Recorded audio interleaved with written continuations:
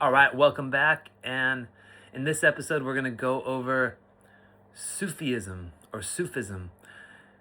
I was learning about Sufis and Sufism, and I found and came to the conclusion that they're talking about the same thing. They're talking about self-realization. They're talking about the self. They're talking about the emptiness, the nothingness.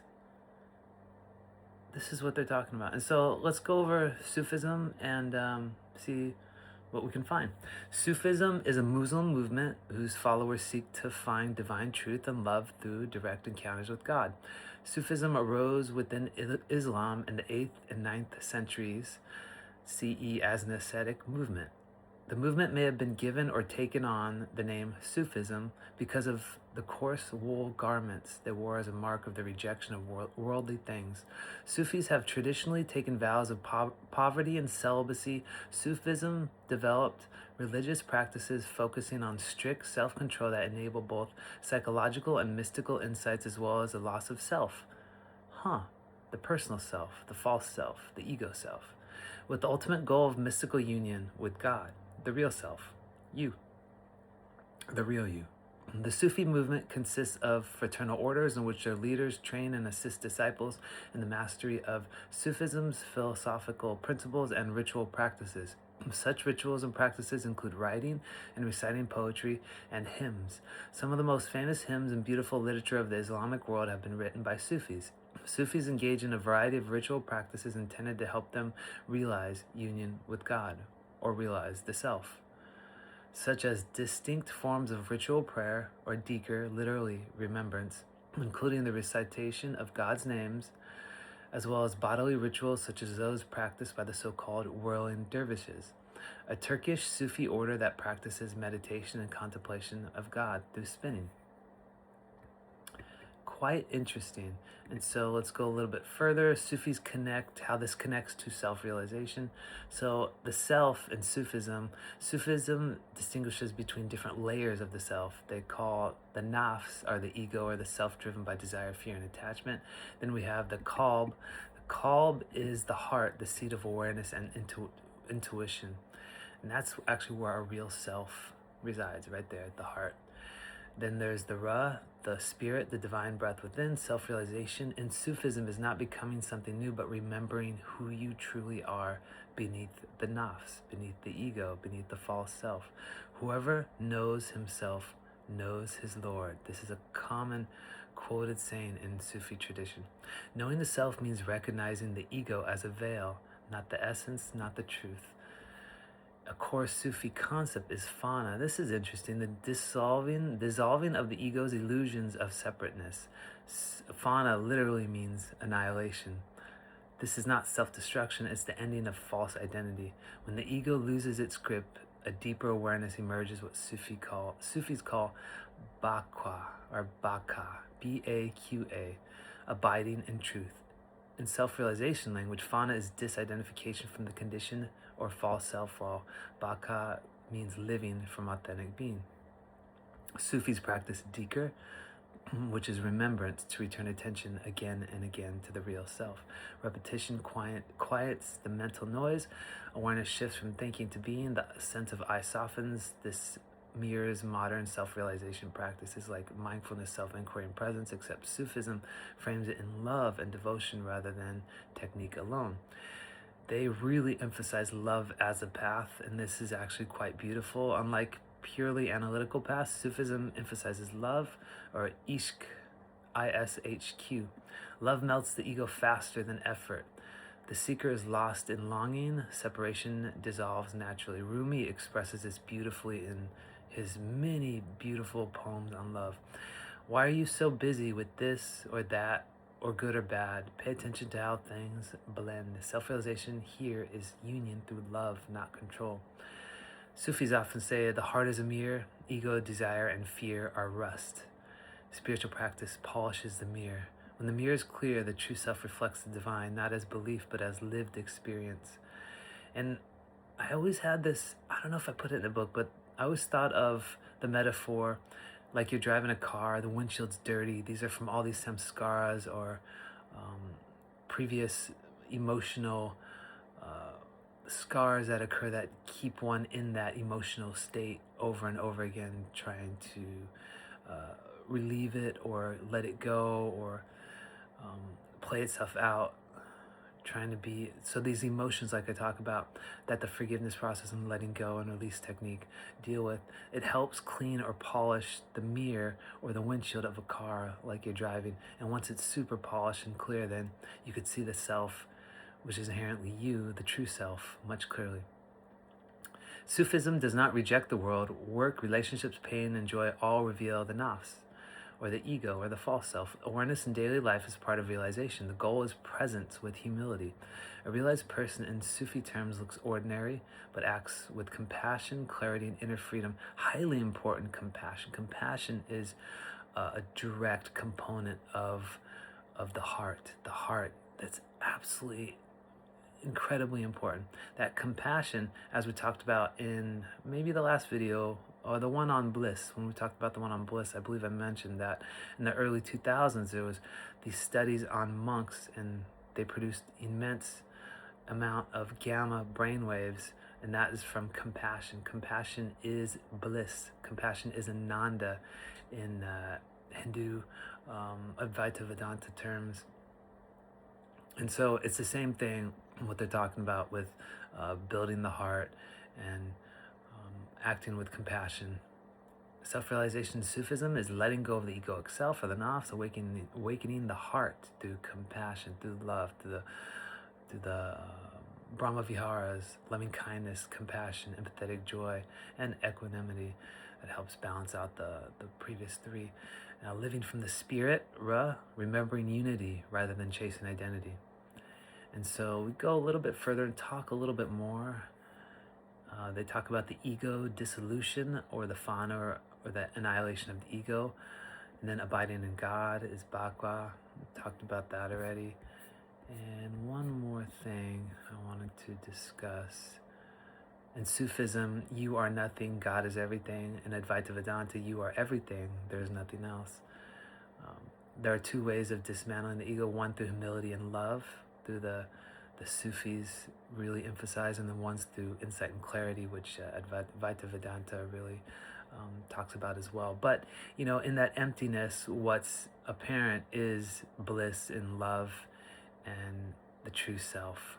And so that's what's present in the emptiness. That's what the true self is.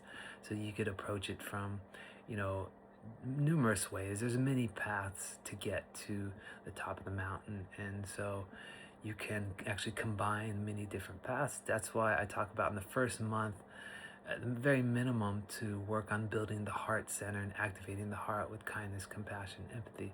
You could do the heart brain meditations that the Heart Math Institute talks about, which I go over. It's very, very simple, very simple. You can do it in 5-10 minutes. You just slow your breath down, 5 seconds in, 5 seconds out. Focus on your heart center and think of anything that has to do with care, appreciation, gratitude, or compassion, any one of those four. And you just feel that feeling, and that'll actually activate the heart, the compassion, and help dissolve the knot of the heart. It's highly, highly powerful, and highly recommended to do this. And so as we go a little bit further, let's go. Sufis, they talk about the annihilation. There's no independent I that remains. There's no ego. Only God is present. Even spiritual identity disappears. Advaita, it's the same thing, but it's the final destruction of avidya, or ignorance. Realization is that Atman is Brahman. This is what they call Atman, the divine spark. This is you. This is everything. This is the entire creation, infinity. There's no proper name to describe it, as English or language is inherently dualistic. Thought and words are inherently dualistic.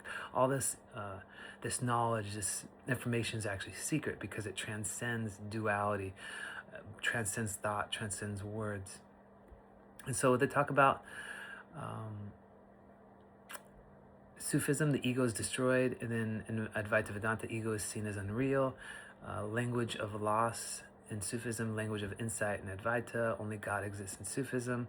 Advaita, only Brahman exists, which is the same thing. They're just describing it with different words. Nothing actually dies, only ignorance ends in Advaita Vedanta. And Sufism, without humility and love, insight can only remain dry or intellectual. Sufism says you disappear in God. Advaita says you never existed as separate. And so you are Brahman. You are essentially God. I mean, everything. Not a personal God, but God as in the definition of the universe. Sufism melts the ego. Advaita exposes the illusion or the falseness or what is not real through neti, not this, not that. Remember, everything you could perceive out of the senses of the body, the eyes, the taste, the smell, the hearing, touch. All this is not real. It's not you. It comes and goes. That which is not come and go is the only thing that's real, and that's the observer, the witness. That's you. That's the self. And so it's another interesting thing is I went down the rabbit hole a little bit further on Fana, on annihilation. And it's, here's a simple explanation for it. It's not physical death, not disassociation or numbness. That's an important one. Some people will take psychedelics or use some technology and produce a state of disassociation or numbness and think that is the self or self-realization, and it's not.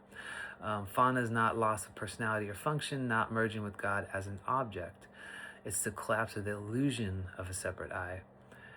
And in Sufi terms, what passes away is the nafs, the egoic identity, the false self. What remains is al-haq, the real. But experientially, Fana is forgetting oneself because awareness is completely absorbed in truth. There is no more person. There just is awareness. The self. A common Sufi phrase is, the self disappears, but awareness remains. That's absolutely very important when it comes to that. They have a process that they talk about too. Maybe we'll do some more videos on that later, see how this goes. But stage 1 is they weaken the ego. You might notice your thoughts, desires, and reactions as not you. Self-image becomes porous, pride and defensiveness reduce. This is accompanied by emotional vulnerability, increased sensitivity, and deep humility.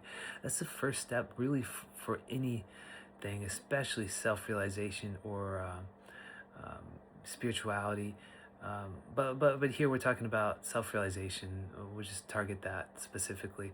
Is you become aware of your thoughts. You just, rather than being absorbed in the mind, in the past or the future, you become immersed in the present. So you focus yourself, your bodily sensations, of course the false body, but still it helps ground in the present moment. And the present moment is the self, but actually the self resides outside of time itself. The present is just another way that we can describe where the self is.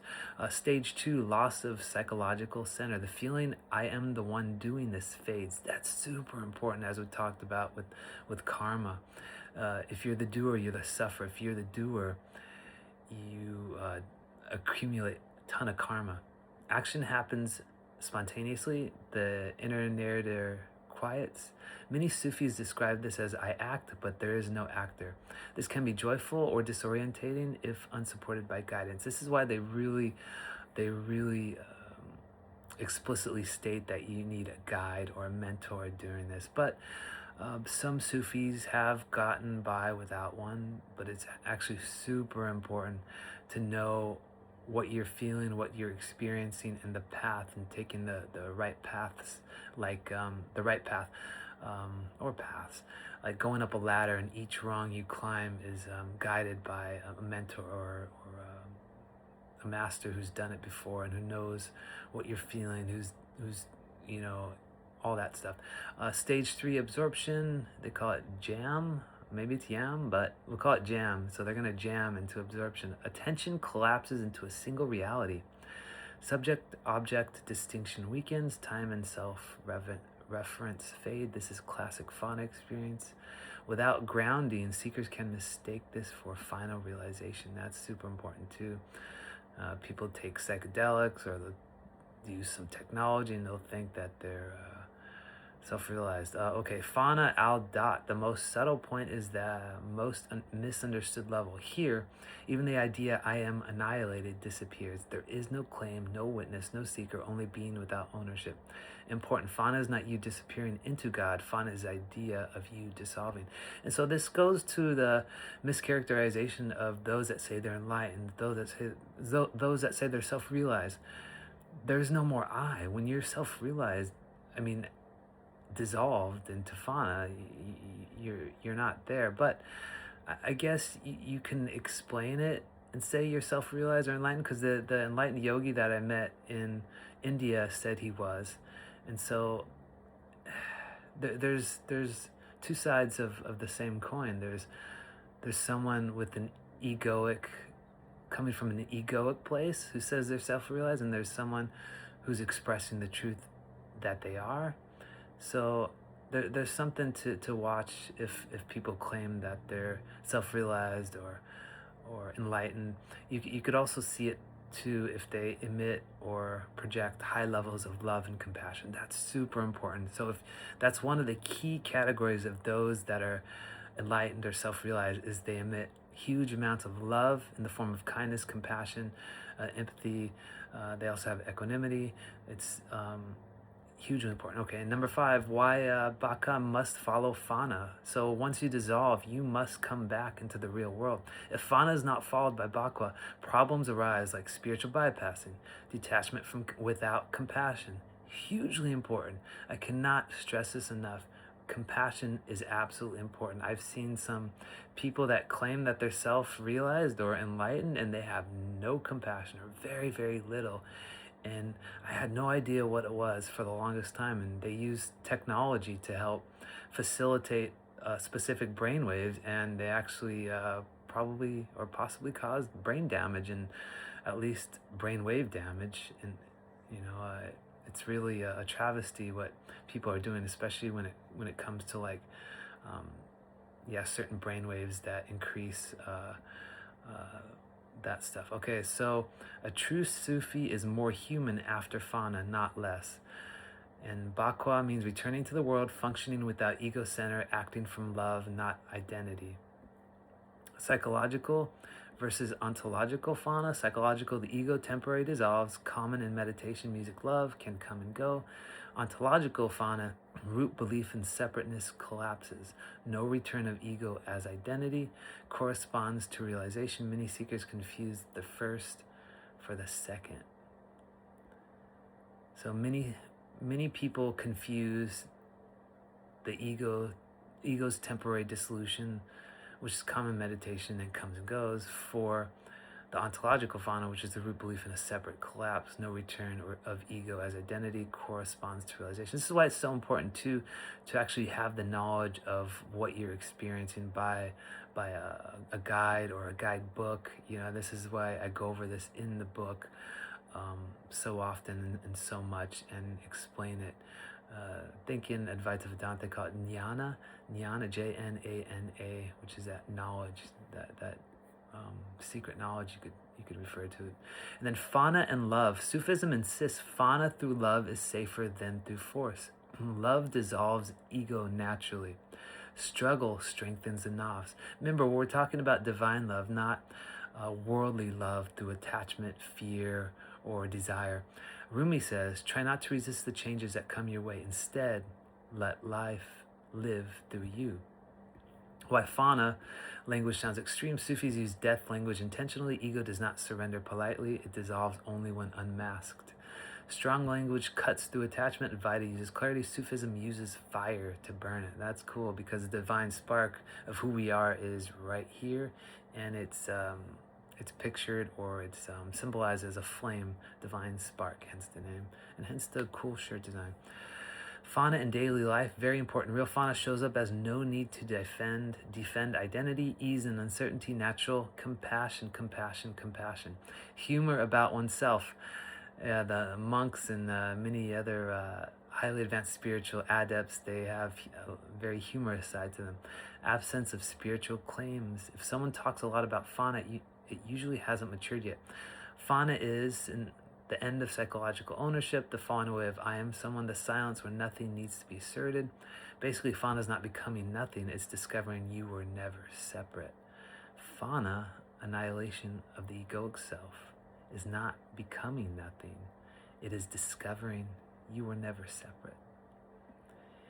And that is it. So we can talk about, I want to go over actually a few beautiful quotes and sayings by Rumi on love. And this has been one of my very favorite concepts, and that's actually helped me realize what self-realization is, who we truly are, was coming through love.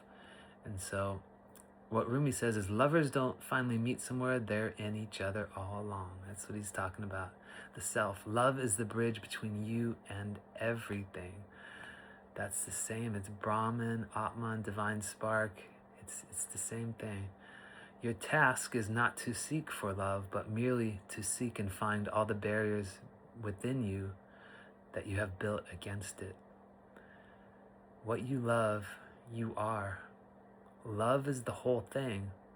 We are only pieces. Let yourself be silently drawn by the stronger pull of what you really love. It will not lead you astray. You have to keep breaking your heart until it opens. In your light, I learned how to love. In your beauty, how to make poems. Through love, bitter things seem sweet. Through love, bits of copper are made gold. A pen went scribbling along. When it tried to write love, it broke. Reason is powerless in the expression of love. Love is an open secret, the most obvious thing in the world and the most hidden, with no why to how it keeps its mystery. And that's it. That's many different expressions of love, which is inherently self-realization in the self, that Rumi describes, and many other Sufis. And if you get a chance, go check them out. It's actually beautiful, and that will help still the mind and help one realize itself as well by reading these beautiful poetic words by the great Sufi saints. All right, thank you for being here. See you on the next one.